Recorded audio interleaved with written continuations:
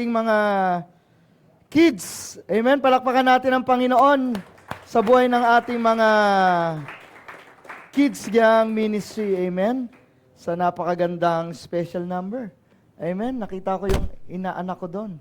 Oh, Brother Ronald, malaki na. Malaki na yung utang natin. Amen.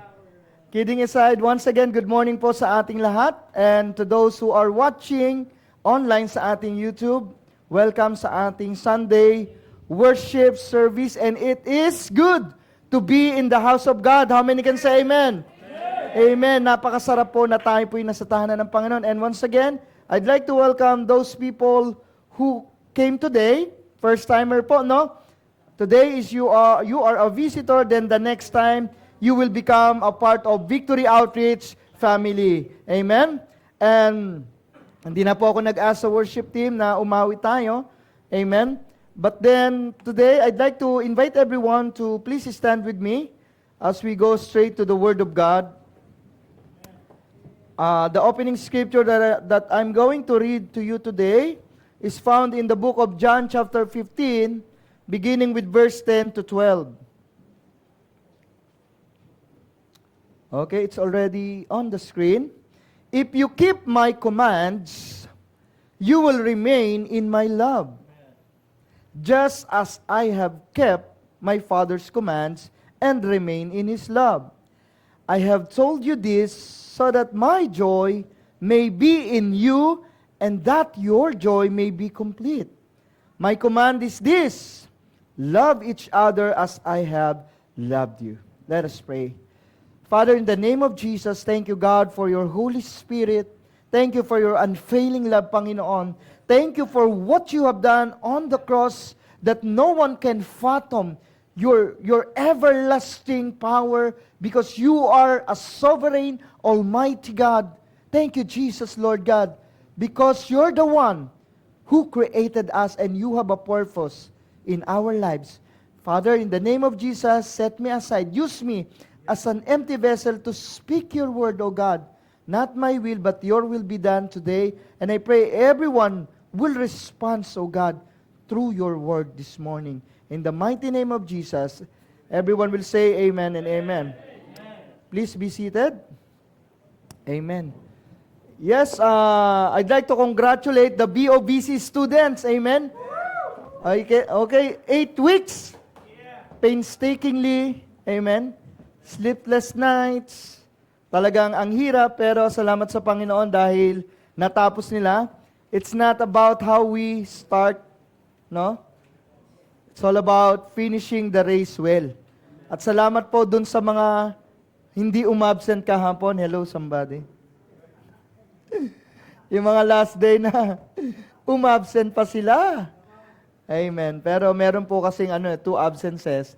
Pwede naman. Yung iba, 2 absences, sinulit. Ay, di pa ako nakaka-absent Sinulit nila. But anyway, salamat po sa Panginoon. God is good. At ang Diyos po ang nagbibigay sa atin ng lakas. Amen. Sa umaga pong ito, the title of the message is A Complete Joy. A Complete Joy. Okay? Kumpleto. Amen. Sino na po ba dito yung nakapagluto kapag kulang ang rekado, parang may kulang, hindi masarap Tama ba? Parang di masarap yata yung luto kung may kulang. Yung mga artists, yung mga designer, di ba, mahilig silang talagang mga positive criticism, constructive criticism. Parang may kulang, dagdagan mo kaya ng ganito, tama? Gusto nila yung ganun kasi parang may kulang. Tama po ba? And sometimes po sa ating buhay, nakakaranas ba tayo mga kapatid, na parang may kulang? Are you feeling empty?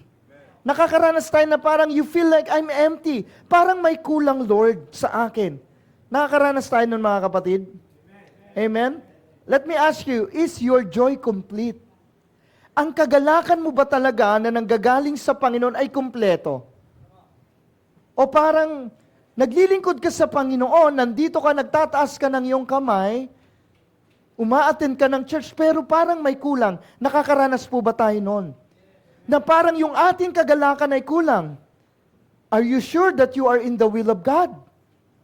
Tayo po ba'y nakakasigurado? Ako ba ay nasa kalooban ng Diyos? Have you asked that question to yourself, Lord, Tama po ba? Ito bang trabaho na meron ako ay galing sa iyo? Ito bang ministry na meron ako ay galing sa iyo? Dito ba talaga ako? Lord, ito ba yung church talaga na kinabibilangan ko? Let me tell you this morning. Yes, you belong here. Huwag na kayo mag-isip. Parang binigyan ko pa kayo ng option. O nga, no? Hindi po, dito po kayo. You belong here. And let's add more. Amen? Let's invite people. But the question is, another question, have you been in a situation that you feel that there is lacking? Parang may kulang sa atin. Yet, meron tayong material possessions na nahahawakan, natatamasa, pero parang may kulang, mga kapatid. Nakaranas na po ba tayo nito? Amen. That's why the title of this message is A Complete Joy. And my goal today, ang gusto ng ating Panginoon ay makaranas tayo ng kumpletong kagalakan. And once we experience that complete joy, it means we will be set free sa mga bagay na nagiging hindrance para hindi tayo makaranas ng complete joy. Doon po sa ating teksto na binasa, basahin ko po sa wikang Tagalog. Kung tinutupad ninyo ang aking mga utos, mananatili kayo sa aking pag-ibig. Kung paanong tinupad ko ang mga utos ng aking Ama at ako'y nananatili sa kanyang pag-ibig. In the book of John chapter 15, Jesus was the one talking here. At sinasabi niya, it is clearly said here that if you keep my commands, you will remain in my love. It means it is a conditional statement. With the statement, if you keep my commands. May condition ng Panginoon. Amen? Let's continue in verse 11. Sinasabi ko sa inyo ang mga bagay na ito upang mapasa inyo ang kagalakan ko. Do you want to experience the joy of Jesus Christ? Amen po ba? Sabing ganito, upang mapasa inyo ang kagalakan ko, Jesus wants us to experience the joy that He had from the Father when He was here. Diba? Ministering to the people way back 2,000 years ago. At nang sa gayon ay malubos ang inyong kagalakan. A lot of people right now, they can show a smiling face, but then they don't have a complete joy. They don't have that joy. It's not complete. Hindi lubos. And I don't want that. Ang gusto ko, Lord, yung lubos na kagalakan. And here, we can see kung ano ba yung dapat nating gawin, mga kapatid. In verse 12, ang sabi ng Lord, ito ang aking utos, magmahalan kayo gaya ng pagmamahal ko sa inyo. Magmahalan kayo. Magmahalan tayo gaya ng pagmamahal ko sa inyo. What is the spelling of love? L-O-V-E. Imagine the word love without letter O. Can you read it? Love. Diba? LVE na lang siya. Paano mo siya babasahin?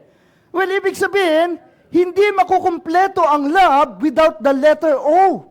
And for me, yung letter O na yan, nilagyan ko siya ng kahulugan. That letter O is obedience.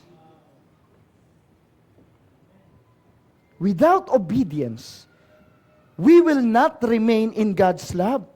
Sabing ganon sa verse 10 uli, if you keep my commands, it is a conditional statement. You will remain in my love. Okay? You will remain in my love. It doesn't mean that the love of God will change. Ang pag-ibig ng Diyos, mga kapatid, ay hindi nagbabago. Malinaw ang sinabi ng banal na kasulatan. In Psalm 136 verse 1, give thanks to the Lord for He is good. His love endures forever. Matatapos lahat ng bagay dito sa mundo. Ang langit at lupa ay lilipas. Ngunit, ang aking mga salita ay mananatili hanggang wakas. And the Word of God is God. And that's the love of God. Ang pag-ibig ng Diyos, mga kapatid, sa atin hindi nagmamaliw.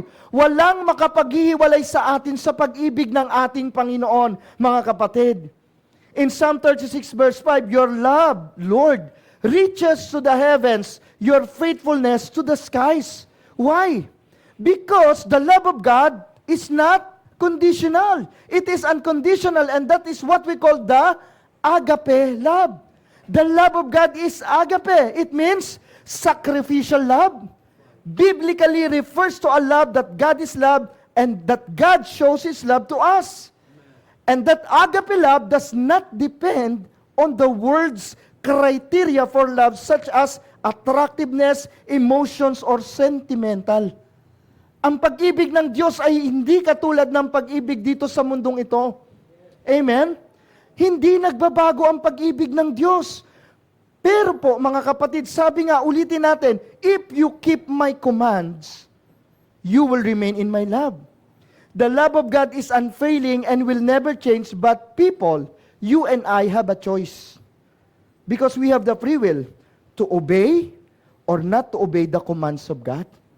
If you keep my command. A lot of people, we were not able to keep the commands of God. That's why we do not remain in God's love and our joy is not complete. Why? Because of the absence of obedience. Without obedience, we will not remain in God's love. Whatever you do, it will be nothing without remaining in the vine. Without being attached, connected to the vine, to the love of God, we will be nothing. We will be meaningless. And it requires obedience in your part and my part. Because Jesus has shown us the example. Are you most of the time obeying God or disobeying God? And it's for you to answer. Madalas ba nating nasusunod ang Panginoon or madalas tayong Are you most of the time obeying God or disobeying God? Sabing ganito sa verse 10 part B, just I have kept my Father's commands and remain in His love. Jesus remains in the Father's love by becoming obedient to the will of the Father, and that is to die on the cross. Ang Diyos po mga kapatid, hindi siya magpapagawa sa atin ng isang bagay na hindi niya ginawa. Kaya nga sabi ni Paul, imitate me as I imitate Christ. We are created in God's own image. We are created to imitate Christ, the character of Christ. That's why He's telling, as I kept my Father's command to lay down my life, that is the greater love, so you must also keep the commands to remain in God's love. And what is that command? Tingnan po natin mga kapatid. Number 1 po, remaining in God's love requires obedience to His commands. Ano po ba yung command ng ating Panginoon? The message for today is very simple, but sometimes, kung ano yung simple, nakakalimutan natin. How many can say amen? Sa sobrang simple, alam ko na yan about love. About faith, alam ko na yan. Sino nakakaalam sa sobrang simple, nakakalimutan natin? The command of God for you and I today. My command is this, verse 12, love each other as I have loved you. Kung hindi mo kayang mahalin ang kapwa mo, ibig sabihin, hindi tayo mananatili sa pag-ibig ng Diyos. How many can say amen? And that's the command of God. Now my question is, are you in God's love now? So ibig sabihin pala, kapag ikaw ay merong galit sa puso mo, kapag may mga bagay dyan sa puso mo na nagdudulot para hindi tayo makapagmahal sa ating kapwa, nawawala tayo sa pag-ibig ng Diyos. Tayo ang nawawala. Ang pag-ibig ng Diyos ay nananatili. Sabi nga mga kapatid, basahin po natin. Sino po dito ay merong pag-ibig sa kanyang kapwa? Amen. Praise God. Salamat naman. I'm in Victory Outreach. Now, tingnan natin ngayon kung ang pag-ibig ba natin sa ating kapwa ay talagang tunay. Ito po yung ating magiging rubric or pamantayan, standard. Dito natin ibabase kung ikaw ba ay may pag-ibig. Kasi ganito ang pag-ibig, mga kapatid. Sabi sa 1 Corinthians 13, verse 4 to 7, love is patient, love is kind. It does not envy. It does not boast. It is not proud. It does not dishonor others. It is not self-seeking. It is not easily angered. It keeps no record of wrongs. Love does not delight in evil, but rejoices with the truth. It always protects, always trusts, always hopes and always perseveres. Basahin ko po sa Tagalog para mas manamnam natin mga kapatid. Ang pag-ibig ay matiyaga. Matiyaga ka ba? Pag sinabi ko yung description ng pag-ibig, tanungin natin sarili natin, matiyaga ba ako? Yung pag-ibig ko ba'y matiyaga? Ang pag-ibig ay magandang loob. Nagmagandang loob ka ba sa kapwa mo? Hindi maiinggitin. O yung nakita mo yung post nila, oy, sila nagpunta doon. Kami rin, kala nyo, pa-post-post pa kayo dyan. Makakaano rin kami dyan. Kumain kayo dyan. Only wings, kami only, only Thai. O, kasi magpa-Father's Day, kaya only Thai. Tatay. Okay, salamat sa mga nakakuha ng joke. Only Thai. Hindi, yung Thai ng manok. Tama? Hindi mainggitin. Ayan na. Tapos sinasabi mo, parang wala yata akong pag-ibig. Bakit? Nainggit ako. Pagtingin ko sa damit ni brother, uy, ang ganda ng shoes mo, brother. Sana all. Hello. Hindi mayabang. Hindi mapagmataas. Hindi magaspang ang pag-uugali. Magaspang ba ang ating pag-uugali, mga kapatid? Hindi makasarili. Hindi magagalitin. Nagalit ka ba bago ka pumunta sa church? Baka yung mga mag-asawa nag-away muna, yung nanay at tatay, nagbangayan muna. Nangyayari ba yan? Nangyayari yan. Bakit? Kasi yung demonyo dinidistract niya kayo para mawalan ka ng excitement. Sa puso mo yung excited ka, biglang uulan, magta-traffic, may mga sitwasyon, no? Na nangyayari. Hindi mapagtanim ng sama ng loob sa kapwa. Amen. May tanim po ba kayo? Magtanim tayo ng mabuti, wag sama ng loob. Mabuti na lang. Di ba? Hindi ito natutuwa sa masama, sa halip ay nagagalak sa katotohanan. Ang pag-ibig ay matiisin, mapagtiwala, puno ng pag-asa, at nagtitiyaga hanggang wakas. Now, tatanungin ko kayo ngayon, naroon ba kayo sa pag-ibig ng Diyos? Yung mga katangian ba yon na binanggit sa 1 Corinthians chapter 13 verse 4 ay nasa sa atin, mga kapatid? Sabi, sana all. Amen? Pero yung sabi ng Biblia, yun yung description ng pag-ibig. Kung sinasabi mo na may pag-ibig ka, ito yung ating salamin. May pag-ibig ba ako? Tingnan ko nga, parang hindi ako matyaga. Hindi, minsan ang pangit ng ugali ko. Lagi kong naiinggit, Lord. Parang wala akong pag-ibig. Amen? Basahin pa natin, mga kapatid, in Romans chapter 12, verse 9 to 21.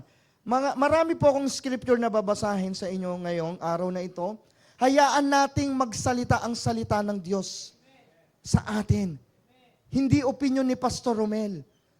Si Pastor Romel, alam mo kasi, may tampuhan kami, kaya pag-ibig na naman yung topic mo. Sino yung nag-iisip na ganyan? Oh, tama ba? Si Pastor Jim nga, he preached the same preaching of Sister Basi.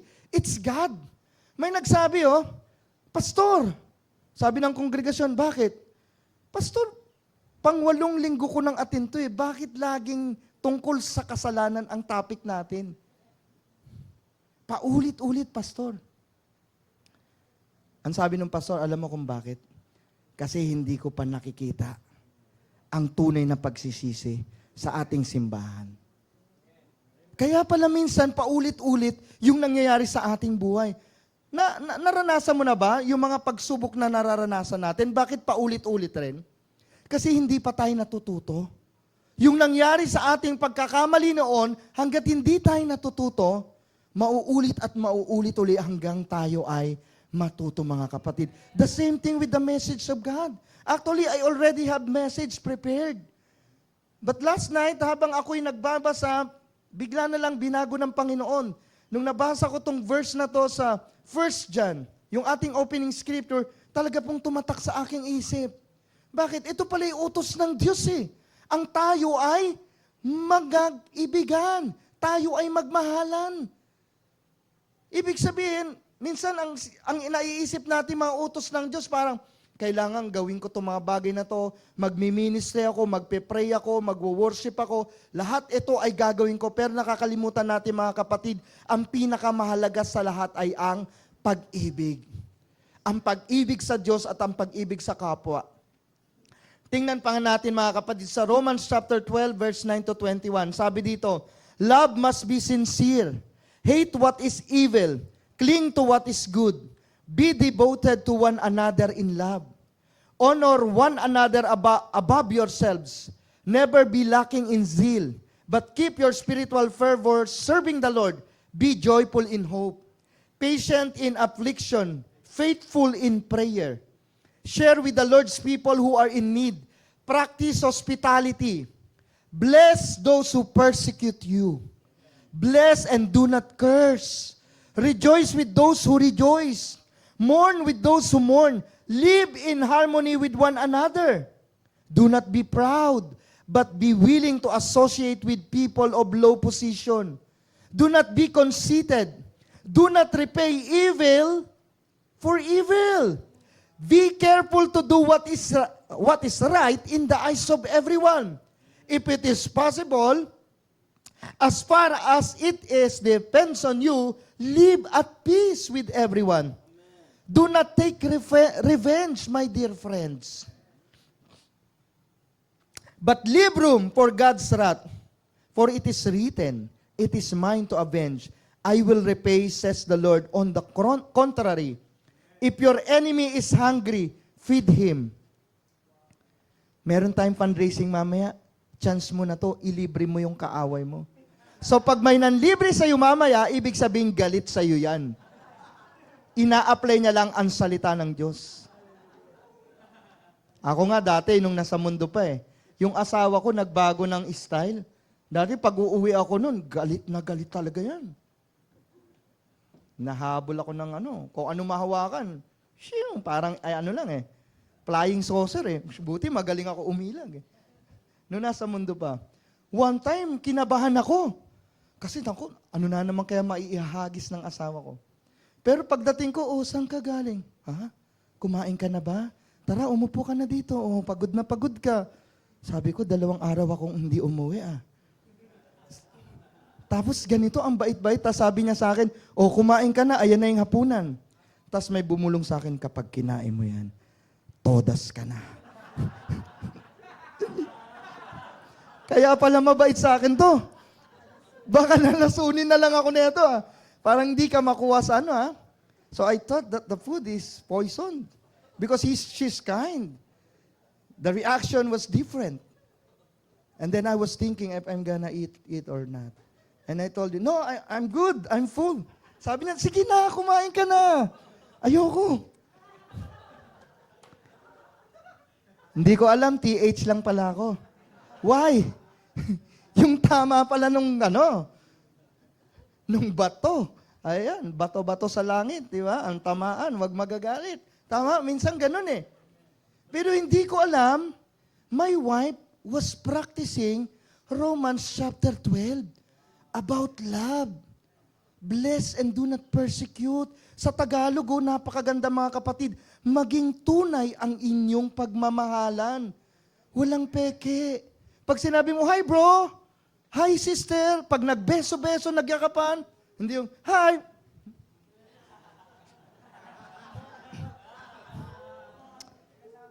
And, sabi dito, hindi, sa mga pelikula ko lang naman napapanood yun, wala sa Victory Outreach yun. Diba? Pero hindi nyo po alam, may CCTV na po tayo dito. Hindi, totoo. May CCTV tayo, si Omniscient. The all-knowing God. Hindi man nakikita, but God knows and God sees our heart. Sabi pa, kasuklaman ninyo ang masama at pakaibigin ang mabuti. Ang ganda mga kapatid, tingnan ninyo, magmahalan kayo bilang magkakapatid.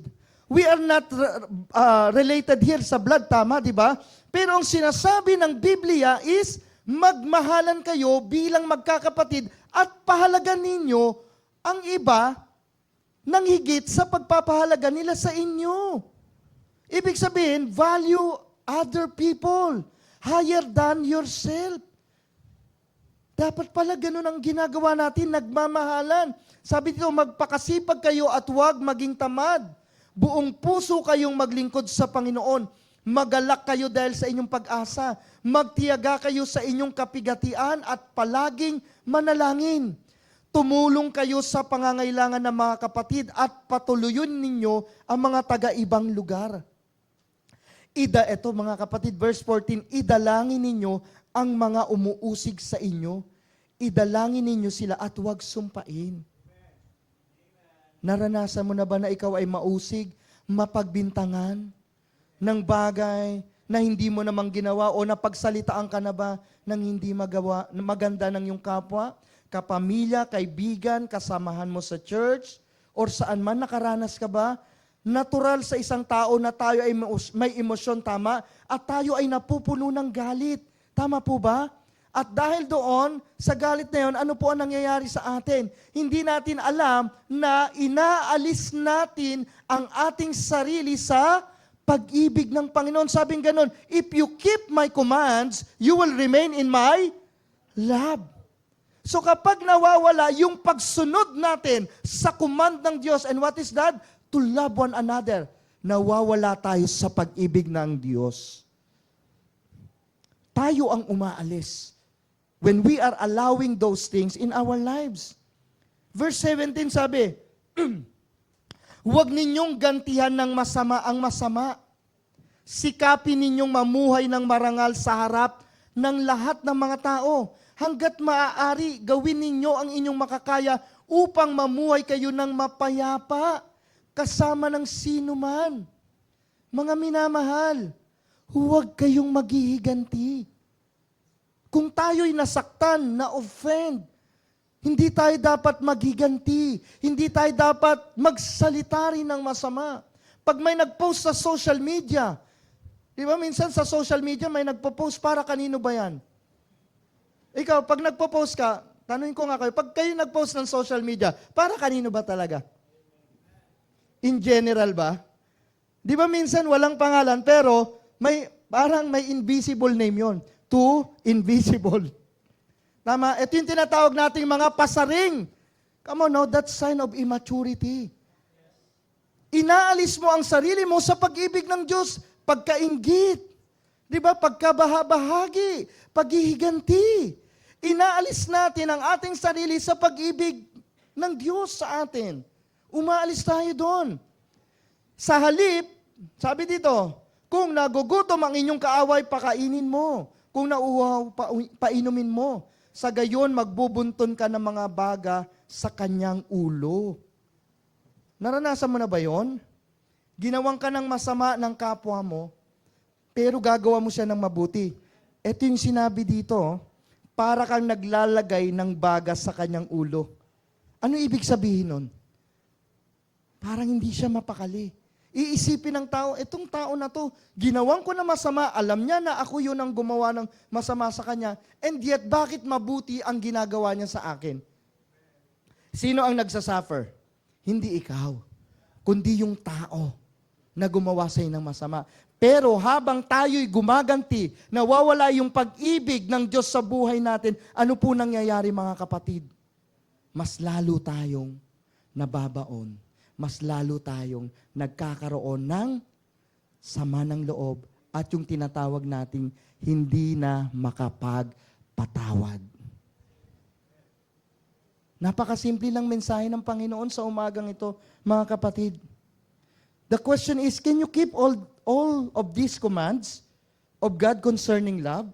Yung binasa ko sa 1 Corinthians chapter 13, sa Romans chapter 12, can we keep all those commands ng Panginoon concerning love? Why? Because obedience is better than sacrifice. Kung hindi natin susundin ang utos ng Diyos na magmahalan tayo, kung hindi natin tutuparin yung katangian ng pag-ibig na nakasaad sa Biblia, baliwala ang ginagawa natin. Sabi po dito mga kapatid, 1 John 1:5, but if anyone obeys His word, love for God is truly made complete in them. Nagiging kompleto ang pag-ibig ng Diyos sa atin, mga kapatid, kung sinusunod natin ang utos ng Diyos. Ang utos ng Diyos sa atin is to love one another. I'm focusing on the second commandment ng Panginoon. To love others as you love yourself. Kasi pag tinanong ko kayo dito, do you love God? Everybody will say, yes, I love God. That's why I'm in the church. I'm raising my hand. I'm singing songs. I'm reading my Bible. I'm doing fasting. Lahat ng mga reliyosong bagay ginagawa natin. We can do the first commandment, but then the second thing, that's the hardest part. Tama? Ang daling gawin ng first one eh. Bakit?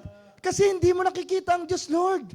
Kaya nga sabi ng Bible, paano mo masasabi na minamahal mo ko na nakikita mo? Eh kung yung Diyos nga eh, hindi mo nakikita, sabihin mo, mahal ko. Eh yung kapwa mo, nakikita mo, hindi mo mamahal. Nagigets ba natin? Sabi po dito mga kapatid, and the love of God produces joy, which is the fruit of the Spirit. Sabi po sa Galatians 5:22-23, but the fruit of the Spirit is love, joy, peace, forbearance, kindness, goodness, faithfulness, gentleness, and self-control. Against such things there is no law. Love is so powerful. And love never fails. 1 Corinthians 13:8. But where there are prophecies, they will cease. Where there are tongues, they will be stilled. And where there is knowledge, it will pass away.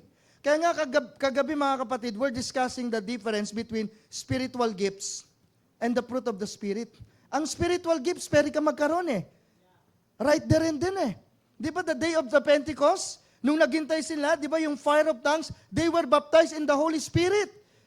Nag-speaking of tongues sila. Nakaranas tayo dito, lay hands ka, and all of a sudden, naka-receive ka ng spiritual gift.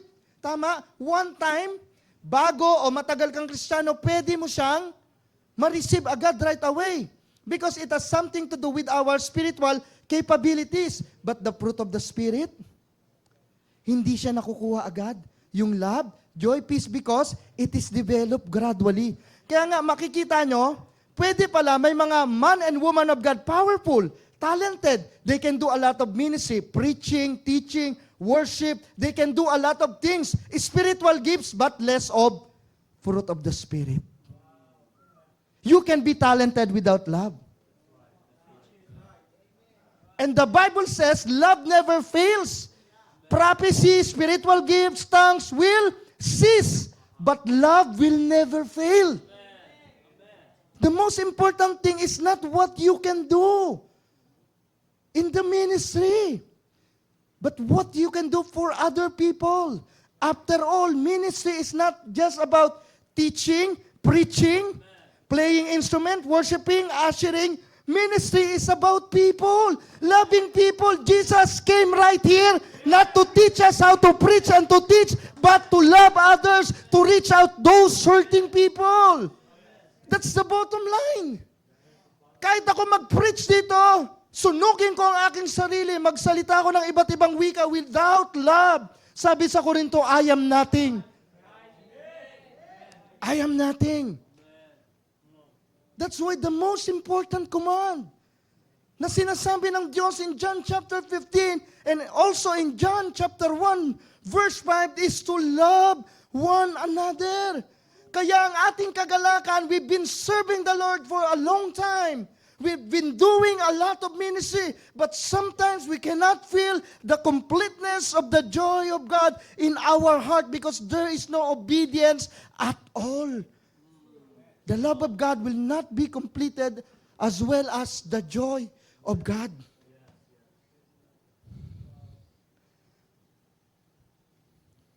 Sabi dito mga kapatid, let's go back to John 15:11. I have told you this so that my joy may be in you and your joy may be complete. Once we obey the command of God, once we learn how to forgive, to love one another, to humble ourselves, then we can now participate. We can now share the love of God. Magkakaroon tayo ng bahagi sa pag-ibig ng Diyos at nakukumpleto ang ating kagalakan. Mga kapatid, the question is, Is your joy complete today? We've been hearing message paulit-ulit about love, forgiveness. Bakit kaya? Hindi kaya may mga bagay sa buhay natin that we thought, I already forgive that person. But deep inside, there are still things inside of us na hindi pa nawawala. Sabi ni Martin Luther, darkness cannot drive out darkness. Only light can do that. Hate cannot drive out hate. Only love can do that. If you don't have love, you are not living in the light. You are still living in the darkness. You are in the light physically, praising, worshiping the Lord as if you are already in the light, considering us a child of God. But inside, your heart is in darkness. Outside, you have the light, but inside, you have the darkness. And God sees our heart. Only love can do that. As I invite the worship team, I told you this message will be short. Yeah. I have this colleague before. We had this situation that she thought that I offended her. Kala niya na-offend ko siya. But I'm just doing my job. I'm just doing my job. Sometimes it's hard, right? Pastor Jim, like I was talking to Pastor Jim, like as a leader, if you're doing the right thing, sometimes people under you, sometimes they don't understand. That's why, you are in a lonely place. Di ba? May mga tao sometimes kapag ginawa mo yung tama, halimbawa, sa isang klase, example, si Josiah, I'll use your example. Tapos naglista lang si Josiah na maingay. Tapos binigay niya kay ma'am. He has a good motive kasi maingay to report. Ano sasabihin ng mga kaibigan? Ito, sumbongero, itong ganyan. Tapos, ayaw na siya maging kaibigan, wag tayo dyan. Tama? Nangyayari ba yon?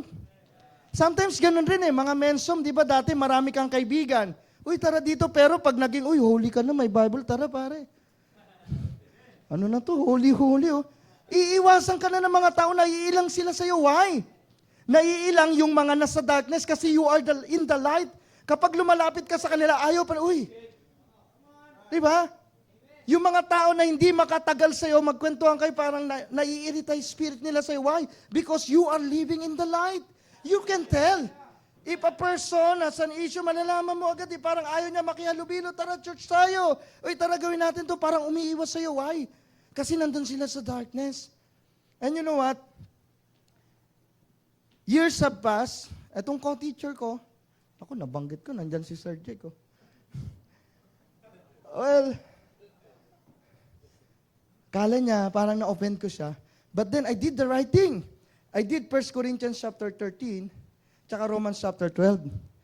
Alam, naranasan mo na ba yun? Halimbawa, si Pastor Jim lang yung kagalit ko.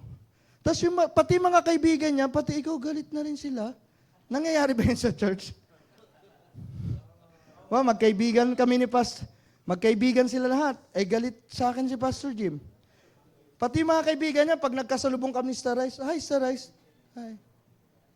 Kasi kaibigan ko si Pastor Jim. Galit siya sa'yo, galit rin ako. Hi, Hill. Nag-hi rin. Pero galit rin siya sa akin kasi kaibigan niya si Pastor Jim. Nangyari ba yon? Kasi spirit yun Sa isang grupo na magkakaibigan, pag sa isang kaibigan, may kagalit itong isang kaibigan. Di ba kwento? Bakit? Ano ba nangyari? Ay, oo nga, ako rin. Nakakaranas rin ako dyan. Ganun talaga yan. Adi, kung 5 sila, pag makasalubong mo, hi. Hello. Am I still in Victory Outreach? That's why the Lord is teaching us about love. We have to learn to seize the prayer. Kapag alam mo, may sama ka na loob, dapat tulungan natin. Huwag na natin gatungan. Yung maliit na baga, kapag maliit pa lang, huwag na natin gatungan. Maging way tayo para maging peacemaker, to reconcile. Because that is the ministry of the Holy Spirit, the ministry of Jesus Christ. We are sinners. Kaaway tayo ng Diyos. What Jesus did? He died on the cross. He became the way, the truth, and the life. So that I am a sinner, I am not a friend of God, but because of Jesus Christ, I can sing, I am a friend of God because of Jesus. I am a friend of God because of Jesus. Hindi yung, He is my enemy because of her. Kasi instead na magtulungan, oo nga, tama yan. You did the right thing, sis. Bro, tama yan. Come on, bro. That's not the command of God. The command of God is simple. I don't need to use Hebrew. I don't need to use theology. I don't need to use the Greek word. Love one another. Magmahalan. Is it hard? Is it hard? And you know what? I did not stop. Even though makakasalubong ko siya, kahit naghahanap siyang pupuntan, magkakasalubong kami, gusto niyang lumiko dito, dead end. Dito rin dead end. Wala siyang choice. Sabi ko, dito ka rin dadaan. Tapos hindi siya titingin. Ugali ko pa naman, pag di mo ako tiningnan, lalo kitang babatiin. Iwasan mo ako, lalo kitang lalapitan. Yan si Kristo eh.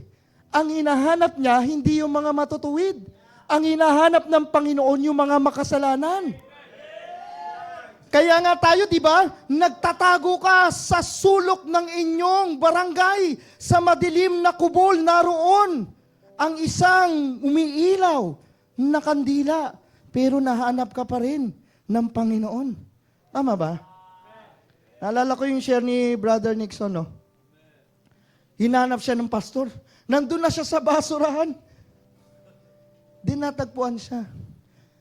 You know what? That's why I shared this. Alam niyo kung bakit? Ganun lagi ginawa ko. Pero sabi niya, okay naman na ako, sir. Okay na. Pero hindi ako tumigil. Kasi sabi ng Bible, do not overcome evil by evil. Overcome it by good. And you know what? After that, hanggang sa bumalik yung aming magandang relasyon. Actually, nung time, signing of the clearance, lahat pinapirmahan ko na. Siya nagpaiwan. Gusto niya palang pumunta ng in person. Tapos nakita ko siya, actually, sabi ko, Ma'am, naiiyak ako . Bakit? Kasi my joy is complete. Nung nakita ko siya, I can see in her eyes na siya'y nakalaya rin. Nakita ko yung genuine, sincere, walang kaplastikan. It's not fake, but it's real, the love. Why? Because we choose to forgive one another. We choose to obey the command of God. Ang sarap sa feeling. Sabi ko, Lord, thank you. My joy is complete. How about you today? Naka-recover ka na ba talaga? Maybe some of you, galing ka sa isang relasyon, sa mga boyfriend, girlfriend, hello. Tapos nagmahal ka uli, pero hindi ka pa talaga nakaka-move on. O galing ka sa ibang trabaho, nag-move on ka, masaya ka na yon, pero wala ka pa rin complete joy. O galing ka kung saan man, institusyon, saan mang pamilya, pero di ka pa nakaka-move on talaga. Why? Kasi hindi kumpleto yung ating joy. Why? Simple lang mga kapatid. Kailangan nating matutuhang magpatawad. That's the command of God. Amen? Kaya sa umagang ito mga kapatid, amen, the challenge ng Diyos sa atin this morning. I appreciate someone. I don't want to mention the name, but I appreciate this person. And I learned from him. Nilapitan niya ako. Sabi niya, is there in some way that I offend you? And then I appreciate that. Because I learned from that. Because I cannot do that. Okay. So Lord, that's how I do it. If I want to talk to someone. Kasi minsan ganito, pag nagkaroon kayo ng tampuhan, ang gagawin nyo, hindi na kayo nagpapansinan. Wala nang communication, and that's the lie of the enemy. Magkikita kayo sa church, casual lang, tanguan, nag-iiwasan. May nangyayari ba yon? Why not today, after the church service, kung sino yung 5 taon mo nang iniiwasan, yung ilang linggo mo nang hindi binabati, kangitian, ba't di mo hawakan yung kamay niya, sabi mo, I love you, sister. I love you, brother, from the bottom of my heart. That's the message of God today. Simple lang. Hindi na natin kailangan pa na bago tayo mag-move on. Before I preach again about mega church, about moving on, bago yun, kailangan muna natin gumaling. Bago tayo magpagaling na mga treasures out of darkness, mga taong nasasaktan sa labas, abutin yung mga hurting people, sa kulungan, nadidepress. Kung sarili mo ang sakit, hindi pa gumagaling. How can you bring the healing if you and I needs healing first? Let's all stand this morning.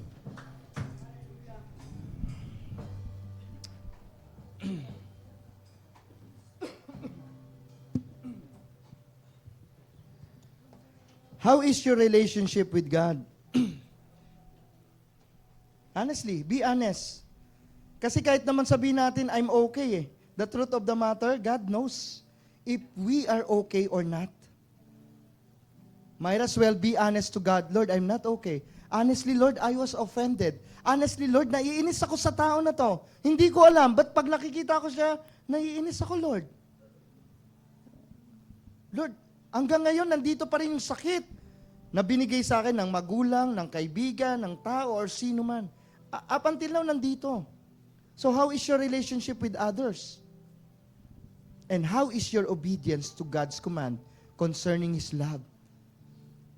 The Bible says, if you keep my commands, you will remain in my love.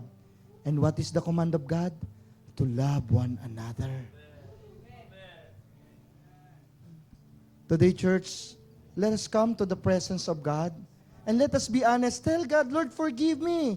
If you need to say, Lord, forgive me, I'm sorry. Lord, I'm here right now, forgive me. Lord, alisin mo. Kung may mga bagay sa buhay mo na hindi mo kayang alisin, hindi kayang baguhin ng Diyos yung laman ng puso at isipan mo, then ask God and He will help you so that your joy will be complete today. As we sing this song, as I open up this altar today, you may come to the altar. If you want to remain in God's love, if you want to remain in God's love, thank you, Jesus.